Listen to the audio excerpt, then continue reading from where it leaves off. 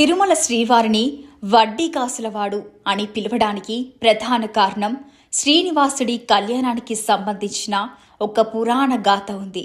అదేంటో తెలుసుకుందాం. శ్రీనివాసుడు వెంకటేశ్వర స్వామి ఆకాశరాజు కుమార్తె అయిన పద్మావతి దేవిని వివాహం చేసుకోవాలని నిశ్చయించుకున్నప్పుడు ఆ వివాహాన్ని అత్యంత వైభవంగా జరిపించాలనుకున్నారు. కానీ ఆ సమయంలో శ్రీనివాసుడి దగ్గర అంత ధనం లేదు. వివాహ ఖర్చుల కోసం శ్రీనివాసుడు ధనానికి అధిపతి అయిన కుబేరుడిని ఆశ్రయించాడు.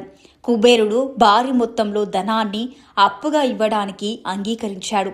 అయితే దీనికి ఒక ఒప్పందం కుదిరింది. శ్రీనివాసుడు తీసుకున్న అప్పుకు కలియుగం అంతమయ్యే వరకు కేవలం వడ్డీ మాత్రమే చెల్లిస్తానని మాట ఇచ్చారు.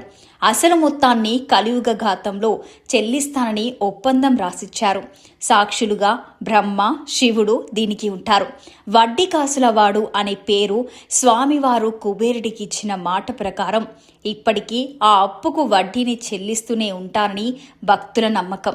తిరుమలకు వచ్చే భక్తులు హుండీలో వేసే కానుకలన్నీ స్వామివారు కుబేరుడికి కట్టే వడ్డీ కిందికే వెళ్తాయని భావిస్తారు. నిత్యం భక్తుల నుండి కాసులు స్వీకరిస్తూ ఆ వడ్డీని తీరుస్తున్నారు.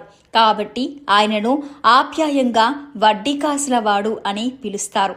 ముగింపు: భక్తుల నమ్మకం ప్రకారం స్వామివారి కష్టాలను తీర్చడానికి తాము సహాయం చేస్తున్నామని, బదులుగా స్వామి తమ కష్టాలను తీరుస్తారని భావిస్తారు.